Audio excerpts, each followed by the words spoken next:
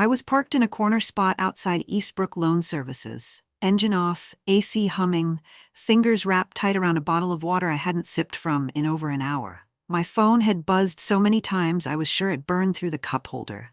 And every time it lit up, I felt that little tug in my chest. The one that says, "Don't ignore him, he's your father." Stephen Hardin. My father. The man who taught me how to ride a bike and balance a checkbook. The same man who called me the responsible one whenever we were around family, but who never once asked if I was okay. And now here he was, calling like it was life or death, because this time, it was. The house. The family home. The one my mother still vacuumed twice a day like it was sacred. The one he swore he'd never lose. It was on the line. "Jesse," he said on the voicemail, "they're giving us until Friday. If we don't pay by then, we're done. Everything's gone. The house, the cars, everything your mother built. You're the only one who can fix this." I sat there in silence, blinking at my reflection in the rearview mirror. Why does it always come down to me? Why am I the one expected to save the ship when I never even got to steer it? Let me ask you something. Have you ever been the person who stepped up, over and over, only to be told later that you're the problem? Have you ever paid someone's debt, bailed them out, held their world together, just to hear them say, "You don't belong"? Because that's what this story is about. The moment I did everything right and still got shut out like I was some stranger crashing their dinner party. I didn't know it then, but that call outside the loan office, that was the last call I should have answered. And if you've ever been the good one in your family, the fixer, the ATM, the emotional glue, I want you to stick around. Because this story, it's our story. Tell me in the comments, have you ever been used and tossed aside by your own people? Hit that like button if you've ever had to walk away just to survive. And subscribe. Because the truth is, people like us don't just break, we wake up. People always say, your childhood shapes you. But mine didn't shape me, it carved me. Like one of those wood statues with soft eyes and tight shoulders, standing straight even when the wind howls. Growing up in the Hardin house meant appearances came first. We had the kind of front yard that stayed trimmed year-round, where the mailbox was freshly painted every spring, and my mom, Yvonne, had a thing for white lace curtains. She said white meant grace. Clean, proper. She never liked anything loud, especially emotions. We smiled in church, smiled in grocery stores, smiled when the power got shut off because Dad forgot to mail the check. I was the only child, and from the time I was old enough to carry a dustpan, I understood what it meant to be quiet and helpful. Dad, Stephen Hardin, worked in insurance sales and walked like someone who'd never failed at anything. Mom stayed home but ran the house like it was a military base with perfect flower arrangements. But behind the walls of our crisp little home was chaos. Not the yelling kind. The kind that creeps in like mildew, silent, slow, and always blamed on someone else. Whenever money went missing, Dad blamed the market. Whenever a loan defaulted, he said the bank messed up. And when our savings vanished for the third time in 2 years, Mom said, "It's just a rough patch. All families go through it." But guess who got her first job at 14 washing dishes at the corner diner? Me. It was supposed to be for extra pocket money, but by the time I turned 16, I was helping cover the internet bill so Dad could keep working from home. I stopped asking for things after that. No birthday trips, no fancy prom dress. I told people I wasn't interested in college parties, but the truth was, I couldn't afford to take a weekend off. Still, I stayed quiet. Because quiet girls don't make things worse. They keep the peace. Then came Marcus. My cousin. My mom's sister's kid. He moved in when he was 16 after his mom passed. I was 19 and already working part-time while in college. I just opened my first checking account. Marcus didn't have much, but somehow, the moment he moved in, he became the golden child. He called Dad Unc and called Mom Aunt Y. They laughed like a sitcom every night at dinner. And whenever he failed a test or skipped class, Mom would say, "He's just adjusting." Poor thing's been through so much. When I got an A-, "Well, you've always been good at math, Jesse. What's new?" Marcus dropped out of community college after 2 semesters. Said school wasn't for him. Next thing I knew, Dad had co-signed a loan so Marcus could start his own business. He got a loan. He got a laptop. He got a camera. I got nothing, except the job of cleaning up the kitchen after they celebrated his first client. He never got that client. I remember coming home from my internship one day, sweating through my only blazer, and found Marcus laid out on the couch, controller in hand, yelling at the TV. I asked him if he'd applied to any jobs that day. He rolled his eyes and said, "I'm building my brand." Dad smiled. "Let the boy dream, Jesse. You've always had structure. He needs support." Support. That word. I used to think it meant lifting someone up, but in our house, it meant I carry, and they rest. By the time I graduated college, I had 2 jobs, no debt, and no congratulations. Just another bill on the fridge with my name circled in red ink and a sticky note from Mom. "Jesse, can you handle this? We'll pay you back soon." That note? I wish I'd kept it. Could have framed it, could have titled it, "The Lie That Never Expired." I didn't realize it then, but every time I paid for something, groceries, car repairs, dental appointments, I was buying a place in their lives. Not love, not respect, just space. They only noticed me when I was solving something. When I made dinner, they ate in silence. When Marcus microwaved frozen pizza, they clapped like he invented fire. It didn't take long to understand my role. I was the quiet savior, the invisible foundation, the one who kept the lights on while everyone else danced in the glow. Sometimes I told myself it was okay. I had my own place now. I was building a future. I was strong. But strength doesn't mean you're okay. It just means no one checks in on you. And they didn't. Not on my birthday, not when I was sick, not when I lost my job during the pandemic. They just waited a few weeks and then sent me a text. "Marcus's business didn't work out. Can you help cover rent for a few months?" That was 3 years ago. And I never stopped paying. I used to think rock bottom would be loud. Maybe something dramatic, like a screaming match in a parking lot or throwing a phone against the wall. But when it finally hit me, it was silent. It was the day I walked into my apartment after a 12-hour workday, opened the fridge, and realized I had 1 packet of soy sauce, a half-eaten apple, and $4 in my checking account. Because I had just paid off someone else's dental bill. Not mine. Dad's. A crown replacement he forgot to tell Mom about until the receptionist handed him the invoice. He called me that same day like he always did. Calm, casual, and just short of apologetic. "Hey Jess, I hate to do this again, but could you spot me $650? I'll send it back by Thursday." He never did. Thursday came and went. Then 2 more Thursdays after that. No mention. Not even a, "Hey, how are things on your end?" I was working full-time as a marketing analyst at a small firm in Savannah. Not a big corporate gig, but I was good at what I did. Strategy, numbers, tracking behavior. Funny how I could predict client decisions down to the minute, but couldn't see my own family bleeding me dry. Let me give you a snapshot of just 1 month. $650 for Dad's crown. $110 for groceries Mom couldn't carry from the store. $300 because Marcus needed to hold down his apartment until his freelance gig came through. $200 because the gas bill slipped through the cracks again. You do the math. By the end of that month, I was skipping lunch, eating ramen, and pretending everything was fine on Zoom calls. Because heaven forbid I looked tired. Someone might think I wasn't dependable. I didn't tell Kelly everything back then. She was my partner and she asked a lot, but I always brushed it off. Just helping them out.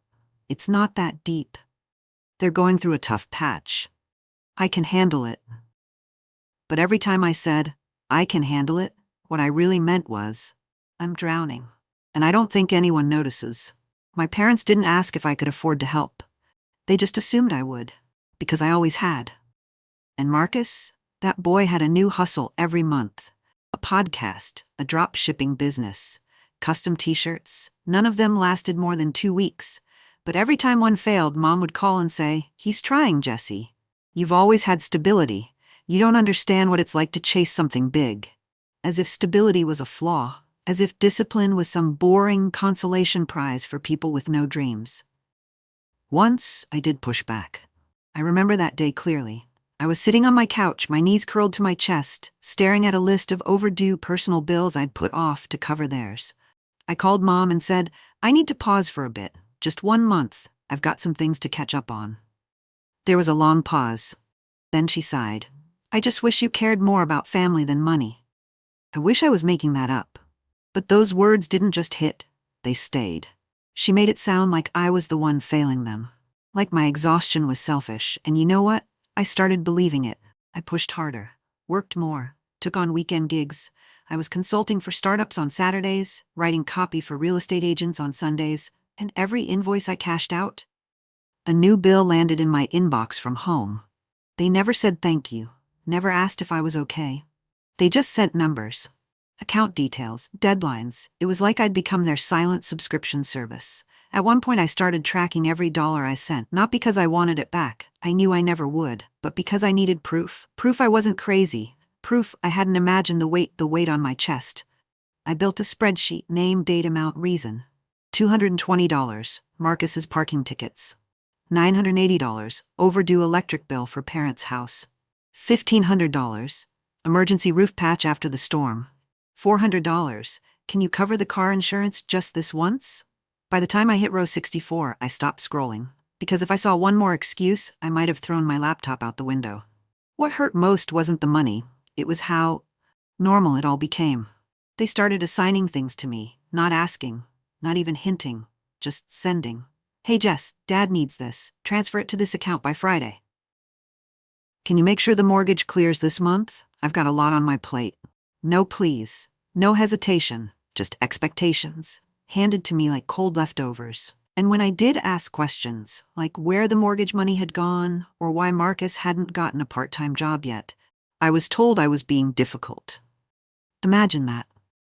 I'm the difficult one. The one who paid their bills, who missed vacations, who cried quietly in the bathroom at work, who gave up the apartment she loved because she had to cover someone else's rent. But I was the ungrateful one. It finally clicked for me late one night while I was editing Marcus's new website. Yes, I was doing that too. He texted me, "Hey, make sure it looks dope.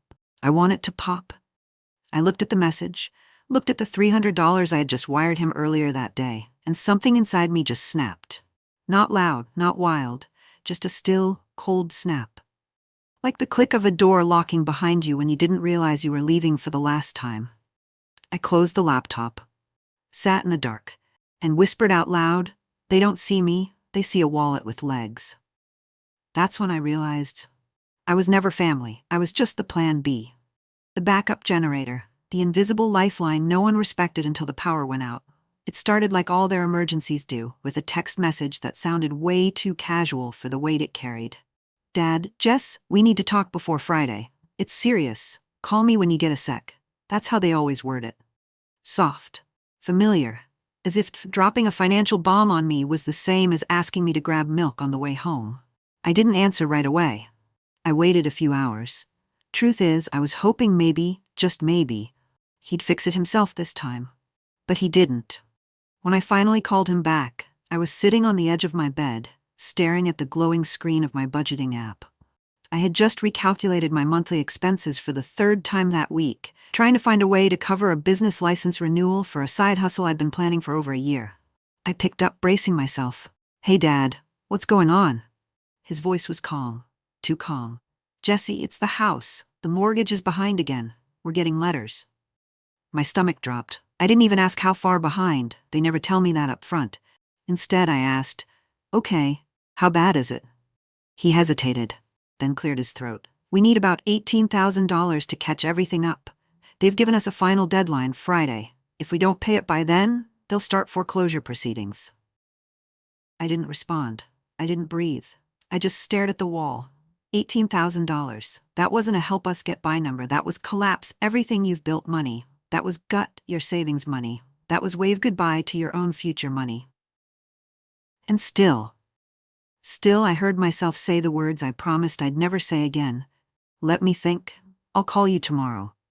After I hung up, I sat there in the dark with my phone still pressed to my ear, even though the call had ended. My hands were shaking, not from fear, but from rage. How did it get to this again? The house they worshipped like a shrine. The one they never let me have a say in. The one I wasn't even allowed to redecorate when I was still living there. Now they wanted me to save it. Again. But you know what really got me? They hadn't called me in 2 weeks before that. Not once. Not to check in. Not to say hi. But the moment their world started cracking, here they were, calling in the only safety net they had left. Me. I didn't sleep that night. I stayed up staring at my bank statements, my emergency fund, the little side pot I'd been stashing away to finally move into a bigger place, maybe even buy a second-hand car. That fund? Gone if I said yes. And deep down, I already knew I would.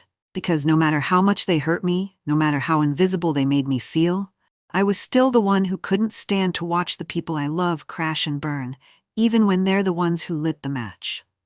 The next morning, I made the transfer. $18,000. Wired from my savings into Dad's mortgage account.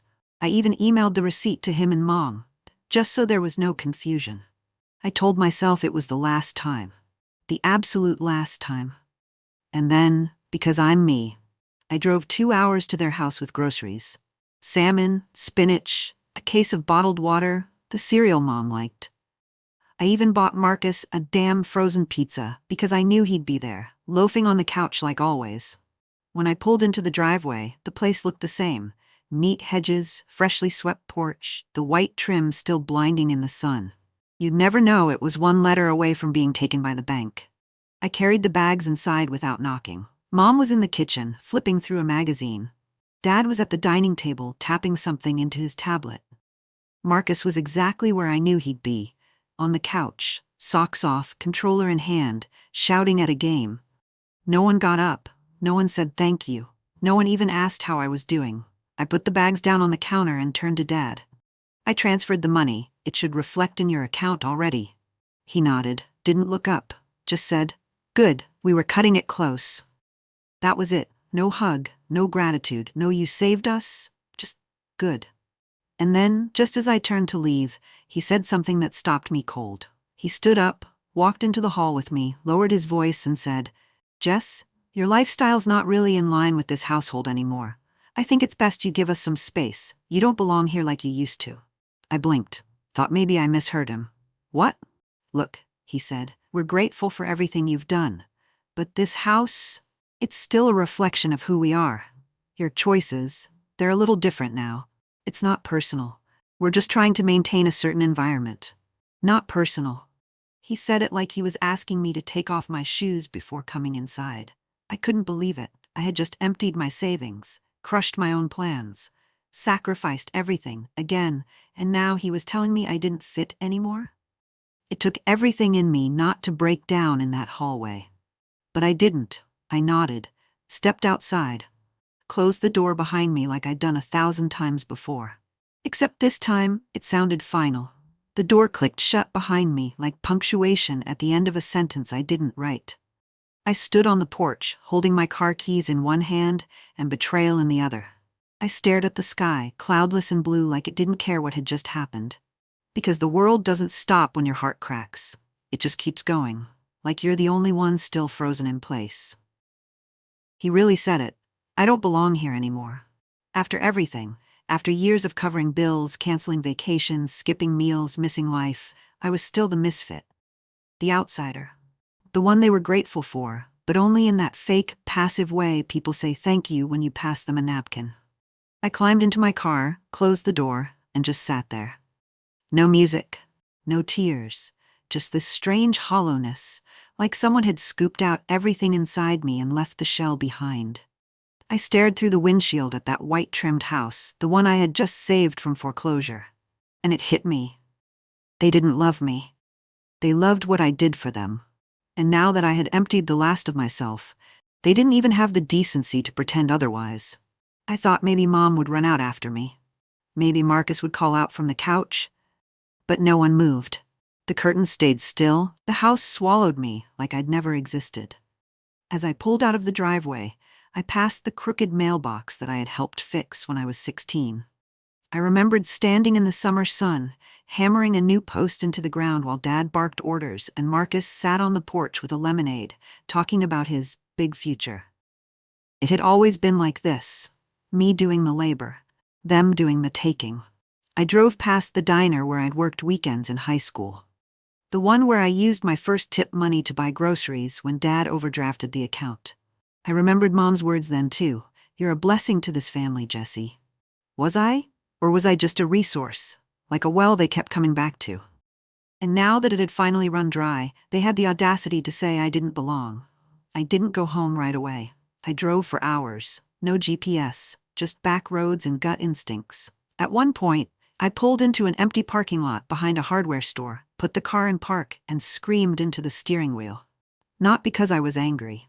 At least not just that, but because I couldn't believe how small they made me feel. Again. They were drowning. I threw them a lifeline, and when they crawled back to shore, they looked at me and said, "Thanks, but could you leave now? You make the guests uncomfortable."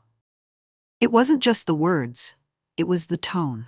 Like my identity, who I love, how I live, what I value, made me unfit to be in their picture-perfect world. A world they couldn't even keep afloat without my paycheck.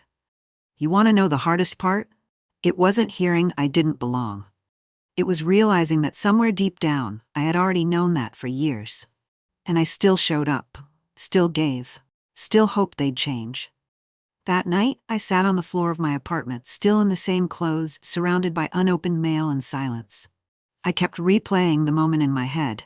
It's not personal, we're just trying to maintain a certain environment. That was the moment the final string snapped. Not the money, not the endless requests, not even Marcus freeloading off me again. It was that sentence, that tone, that dismissal of my existence. Like I was a phase they were hoping would go away. Like the child who once wiped tables after school and paid for their Wi-Fi was now too much to be seen in their company. The worst kind of betrayal isn't the kind that shocks you. It's the kind that confirms your deepest fears. I stared at my bank app one last time. Savings, $214.37. Emergency fund. Business account, drained. Retirement. Touch dream? Postponed indefinitely. All gone. And still, I didn't belong. You ever give everything you have, thinking you're buying security, only to find out you were just making a down payment on your own erasure? That's what it felt like. Like I'd spent a decade making myself smaller just so they'd be comfortable. And the second I stood up, really stood up, they told me I was out of place. I remember staring at the ceiling that night, wondering how it would feel to never hear from them again. No more requests, no more guilt, no more backhanded comments disguised as concern. I thought I'd feel lonely. But what I really felt was freeing. For the first time in my life, I turned my phone off for more than a few hours. Not to restart it, not to save battery, but to disconnect. Completely. I wasn't going to wake up to another 7 a.m. guilt trip. No calls from Dad, no 3-paragraph text from Mom full of scripture and shame. No "Jess, we need to talk" messages from Marcus that always ended in a Venmo request. Silence. Pure, uninterrupted silence. It was terrifying at first. I kept reaching for the phone, like a phantom limb was begging to scroll, to check, to prepare myself for the next fire I'd be asked to put out. But there was nothing, and that nothing slowly started to feel like peace. I didn't tell anyone at work what was happening. I didn't need a therapist or a support group to explain how this kind of betrayal doesn't look like a knife. It looks like an invoice. I took the next 2 days off, told my manager I needed time to reset. She nodded, said she understood. And for the first time in months, maybe years, I spent a weekend without looking at a spreadsheet, without checking my family's balance before my own. I slept until 9 a.m., walked barefoot across my creaky wood floors, made eggs and toast like I had all the time in the world, opened the windows and let the sunlight spill in without any shadows trailing behind it. I sat on the balcony with a cup of coffee and just existed. That Sunday, Kelly came over. She took one look at me, hair in a mess, no makeup, in my oldest hoodie, and said, "You look like someone who finally remembered she's allowed to take up space." I laughed. A real one. The kind I hadn't heard from my own mouth in months. And then I cried. Right there in front of her. Ugly cried, chest heaving, face hot.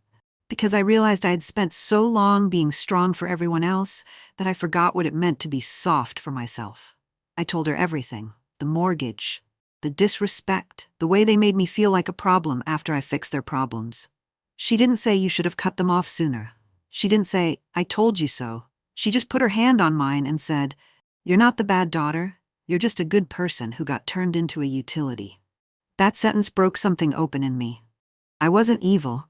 I wasn't heartless. I was just exhausted. I'd been so afraid of being the bad daughter, the ungrateful one, the disappointment, that I let myself become a ghost in my own life. The next day, I made a list, a literal list on yellow legal paper. At the top I wrote, "Things that are mine again," and I started writing. My money, my peace, my weekends, my dreams, my silence, my choices, my joy. Then I flipped to a second page and wrote, "Things I don't owe anyone." And under that I listed rent money I was promised back, emotional apologies I never got, respect I begged for, forgiveness they didn't earn, my time, my loyalty. It felt stupid at first, like I was playing pretend with a pen and a notepad. But somewhere between the second and third list, something shifted in me. The old version of me, the one who gave too much, asked too little, and shrank to fit into places she outgrew, she started fading. I didn't block their numbers immediately. I wanted to be sure. Because that's what we do when we've been conditioned to second-guess ourselves. We leave the door cracked, just in case guilt decides to sneak in. But a few days later, I got a message from Mom. "We noticed you haven't called. Are you okay? Dad's worried. Also, we got a letter from the HOA about the lawn. Do you think you could?" I didn't even finish reading it. I just sat there shaking my head, letting out a soft, almost bitter laugh. Even now. Even after everything. They still didn't ask how I was. They asked if I could cut the lawn check. That was the last straw. I opened my contacts, hovered over their names, and for the first time, I pressed block. All three, Dad, Mom, Marcus. Not out of spite, out of survival. I didn't write a long farewell, didn't explain myself in one final voice message. Because people who've ignored your pain for years don't suddenly understand it when it's packaged in a neat goodbye. They just move on, and this time, so would I. I called my bank the next morning, canceled the automatic transfer I had set up for Dad's account. It had been running for over a year, $900 every month. Enough to keep the mortgage stable, enough to bleed me dry. And now? It was over. I unsubscribed from the family group chat. Stopped checking Facebook for their updates. Turned off every alert that tied me to that house, that dynamic, that history. I started seeing a counselor, just once a week. She asked me on our first call, "What's the goal?" I told her, "I want to stop punishing myself for being the only responsible one." She smiled. And that was the first time I really knew I was on the right path. A few weeks passed. My silence became a ritual. I started getting used to the stillness of not being needed, not being used, not being bled dry. My days were simple. Coffee, work, long walks, early dinners with Kelly, and nights with no buzzing phone or guilt waiting behind a locked screen. I didn't miss them. What I missed, if anything, was the version of myself who still thought they might change. But then something happened. Something I didn't see coming. And it nearly took me right back to square one. It started with a letter. A thin white envelope from Bennett Valley Mortgage, addressed to Jesse Huff. Which was odd, because the mortgage wasn't in my name. I almost threw it out, thinking it was junk. But curiosity nudged me. And when I opened it, my whole body went cold. Inside was a routine notification. "Your recent inquiry about the mortgage account tied to 42 Elmont Drive has been confirmed. The final payment was not recorded. Account remains in arrears. Last full payment, 8 months ago." 8 months. I blinked, then blinked again. That didn't make sense. I sent the money. I wired it directly. I had receipts, confirmations, emails. I pulled up the transaction on my banking app. There it was. $18,000, transferred to my father's account. So why hadn't the mortgage been paid? I felt something between confusion and nausea as I grabbed my laptop and logged into my old files. I had a PDF of the bank details Dad gave me, routing number, account number. It matched the account I'd sent the money to. Then the second wave hit me. If the mortgage hadn't been paid, where did the money go? I sat frozen, staring at the screen, my heart pounding. My fingers hovered above the keyboard, unsure what I was even searching for, until I remembered something.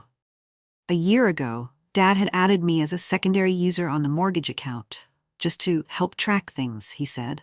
I hadn't logged in since. I never needed to. I trusted him. That night, I logged in. The moment the page loaded, my jaw clenched. The payment history was right there, clear as day. And just like the letter said, no payment had been made in over 8 months. The last full payment?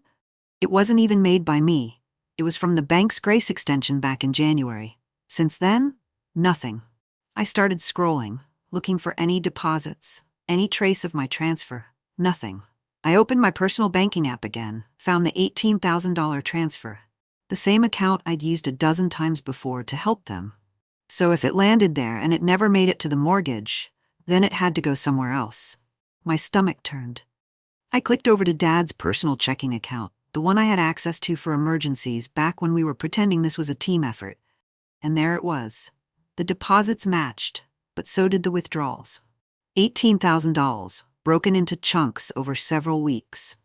Not to the mortgage, not to fix the roof, not to catch up on utilities, but instead, $2,200 to Southern Trail Power Sports, $1,500 to Lux Leather Interiors, $600 at Stapleton Wine Cellars, $4,000 wire to Marcus Wills, LLC. I sat there, staring at the screen, mouth dry, eyes wide. They didn't just fail to pay the mortgage. They chose not to. They used the money, my savings, my sacrifice, to buy things, to fund Marcus's next fantasy, to furnish their comfort while pretending to drown. I couldn't move. I just kept reading the names of those transactions like they were a betrayal spelled out in receipts. They stole from me, and then had the audacity to look me in the face and say, "You don't belong here." I remembered Dad's voice that day, calm and rehearsed. "We're just trying to maintain a certain environment." Of course they were. The environment just didn't include truth. I picked up my phone. For the first time in over a month, I unblocked Dad's number. Not to scream, not to cry, but to ask the one question that had shattered through everything else. What did you do with the money? He didn't answer the first time, but he called back within 5 minutes. I didn't say hello. He did. "Jesse, you're okay?" I ignored the question. "The mortgage is still unpaid." There was silence.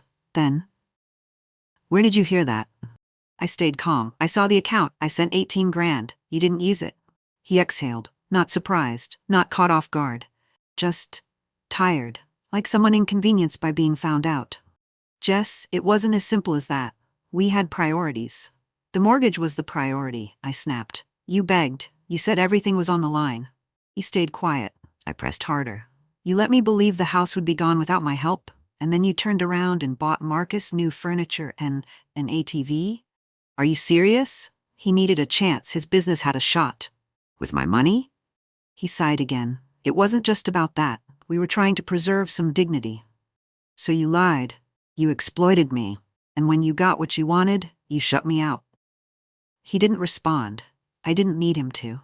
Because in that moment, I finally understood. They had never seen me as family. They had seen me as funding.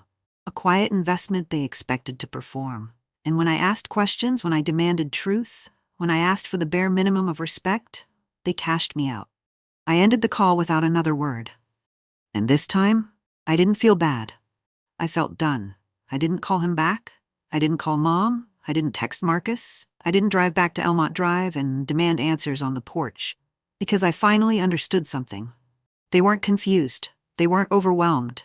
They weren't broken. They knew exactly what they were doing. And I wasn't about to give them the satisfaction of watching me fall apart again. No more scenes. No more begging to be heard. No more asking people who profit off my silence to please respect me. I'd done that enough. This time, I was going to do something they never expected. I was going to document everything, and then disappear. That night, I sat on the floor with my laptop and my yellow legal pads. I poured a glass of wine, not to unwind, but to keep my hands from shaking. And I opened up every receipt, every transfer, every message, every request. Every fabricated emergency I had fallen for. It was all there. The $18,000 transfer, the mortgage records, the personal account withdrawals, the payment history gap, the wine cellar charges, the business investment to Marcus's fake LLC. Even the receipts from Lux Leather Interiors, where they had apparently redecorated the living room with my money. It felt like digging up a grave with my bare hands. Because each transaction was a tiny funeral. A small goodbye to a piece of trust I'd once held for people who raised me. I emailed myself everything, backed it up to 3 cloud drives, printed a physical copy and locked it in a folder I labeled, "The Cost of Belonging." The next morning I called Jay Eastman, a friend from college who now worked corporate fraud and financial recovery law. I didn't want to sue them. I wasn't looking for restitution, but I wanted to know my rights. Not for revenge, for peace. We met over lunch. I told him everything. Jay listened, then said something I'll never forget. "You were emotionally blackmailed into subsidizing their lives. That's not family, that's a business model. one you were never allowed to opt out of. He offered to help me draft a legal letter to formally sever myself from any financial obligation tied to them. To make it official. Not emotional, not reactive, but legal. I agreed. That same week, I filed a notarized document disassociating myself from any debt, loan, co-signed responsibility, or pending claim attached to Stephen Harden, Yvonne Gardner, or Marcus Wills. I also updated my will, removed them all as emergency contacts, wrote a letter to my employer's HR to update my next of kin. They would never again benefit from my effort. Not through guilt, not through default, not even through tragedy. But the most powerful thing I did? I said nothing. No fiery confrontation, no how could you, no speech on the porch, no breaking down in the kitchen, no final dinner where I tell them I'm done. I let the silence do what my words never could. And it worked. The messages slowed, then stopped. No more fake emergencies. No more just checking in texts followed by dollar signs. No more demands disguised as concerns. I had removed their favorite tool, access. And with it, I took back something they never thought I'd reclaim. Control. A few weeks later, I got a message from a number I didn't recognize. No name. No intro. Just, did you really cut us off over money? You know the house is falling apart now. You'll regret turning your back on your own blood. I didn't reply, but I kept the message. I screenshotted it, added it to my folder. Because every threat, every guilt trip, every desperate attempt to pull me back into the role I never agreed to, it wasn't evidence of their pain. It was proof of their entitlement. They didn't want me back because they missed me. They wanted me back because they missed the resources. One day, while walking through the grocery store, I passed the same aisle where I once cried trying to figure out whether I could afford eggs and oatmeal in the same week, because I just paid for Marcus's graphic design course. Now, I picked up both. And I didn't flinch, didn't overthink it, didn't check my balance first. I just lived. That night, I made a real dinner, played jazz, lit candles, and sat down to eat in silence. But this silence? It wasn't heavy. It was earned. It was mine. It had been almost 2 months since I spoke to any of them. Since I sent $1, since I picked up a call, since I answered a message, and for the first time in my adult life, I was finally beginning to feel like myself. I was sleeping better, eating full meals, laughing without having to shake the guilt off after. I was remembering things I used to love, things I'd pushed aside for years, sketching, gardening, reading poetry that didn't revolve around struggle. But peace, as I've learned, doesn't mean they stop knocking. It just means you stop answering. And then came the voicemail. It was a Saturday morning. I had just gotten back from the farmer's market. The air smelled like citrus and basil, and I remember thinking, is this what freedom smells like? That's when my phone lit up. Unknown number. Voicemail left. Curiosity itched, so I played it, and immediately, I knew the game was back on. Jesse, it's Mom. Please don't delete this. Just hear me out, okay? We've made mistakes. I know we have, but this silence, it's cruel. You're better than this. Cruel, I almost laughed. She continued, your father's been sick. The stress has gotten worse. The house, it's falling apart. We don't know what to do anymore. If we lose it, it'll destroy us. There it was again. The house. The same house they told me I didn't belong in. The same house I saved from the bank. The same house they furnished with my retirement money and then showed me the door. And now that it was collapsing, they remembered my name. The next voicemail came an hour later. From Dad. Jess, I didn't mean what I said that day. I was under pressure. You know how I get. You always understood me. You always knew how to keep us grounded. Look, if you're willing to talk, we're ready to listen. Too late, that ship had already sunk, and I was no longer bailing water. The third voicemail? That one was from Marcus. Of course it was. Yo, Jess, so, things are kind of falling apart here. I'm just gonna say it. If you could front a little to help with the water damage and some of the plumbing issues, it'd mean a lot. We can work out a payback plan or something. I had to pause the message and sit down. A payback plan from Marcus? The same man who once asked me to cover a Photoshop class and then used the refund money to buy concert tickets? I stared at the screen and felt something strange inside me. Not anger. Not even sadness. Just clarity. They hadn't changed. Not even a little. The only thing that had changed was me. I had stepped out of the role, and the whole production had started crumbling without me. And now, They wanted the actress back. Not for love, not for reconciliation, but because the show didn't work without her. I didn't call back, I didn't text. Instead, I opened the folder labeled "The Cost of Belonging," and I reread everything. Every receipt, every dollar, every message, every voice memo of mine, crying in stairwells, asking, why do they treat me like this? And I reminded myself, they didn't forget who paid, they just hoped I had. I sat at my desk, opened a blank email, and addressed it to all three: Mom, Dad, Marcus. The subject line was simple: closure. And this is what I wrote: you didn't forget what I did for you. You forgot I could stop. You forgot that kindness isn't currency and love isn't a transaction. You didn't lose the house because of me. You lost it because you chose comfort over character. I paid, I covered, I carried, and when I needed space, you called me cruel. You told me I didn't belong, so I left, not in anger, in peace. Please don't contact me again, not until you understand the difference between needing someone and using them. I forgive you, but I won't rescue you. Jesse. I clicked send, closed my laptop, and breathed. There were no fireworks, no thunderclaps, no movie score finale. Just me, a quiet apartment, and the soft sound of a heart finally learning to beat on its own terms. And in that silence, I realized something. I hadn't lost my family. I had lost the illusion that they ever treated me like one. It's been 6 months since I walked away. 6 months since I blocked the numbers. 6 months since I wired the last dollar I'll ever send in that direction. The calls have stopped. The messages died down. And somewhere out there, on a quiet street, I'm sure that house with the white trim and fake peace is still standing, held together with duct tape and lies. But it's no longer mine to worry about, because I don't live in that house. I never really did. I live here now in a small but beautiful apartment 2 floors above a corner cafe where I know the barista's name and he knows how I like my coffee. I live in a space filled with plants I never had time to water before. Books I finally have energy to finish. A kitchen that smells like things I want to cook. No guilt in the fridge, no resentment in the walls, no pressure wrapped in where family taped to the ceiling. Just me. And it turns out that's enough. I still get pangs sometimes. Grief doesn't vanish just because you made the right choice. It lingers, whispers at night, tries to gaslight you into wondering, did I go too far? But every time I open my bank account and see it growing without being drained by a crisis I didn't cause, I remember why I did it. Every time I catch myself laughing at a show without checking my phone for another urgent transfer, I remember what it used to feel like to live on a leash.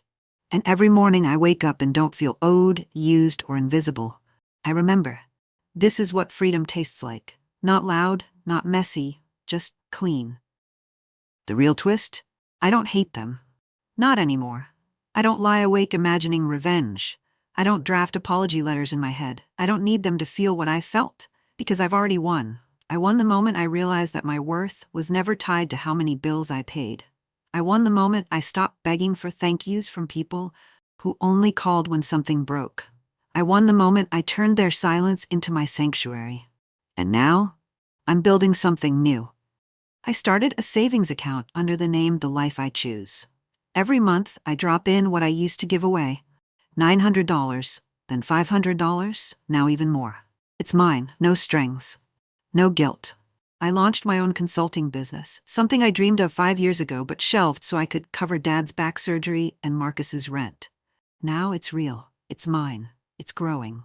And when people ask why I chose to walk away from a family that raised me, I smile and say, they didn't raise me. They drained me. And when I finally stood up, they asked me to leave, so I did.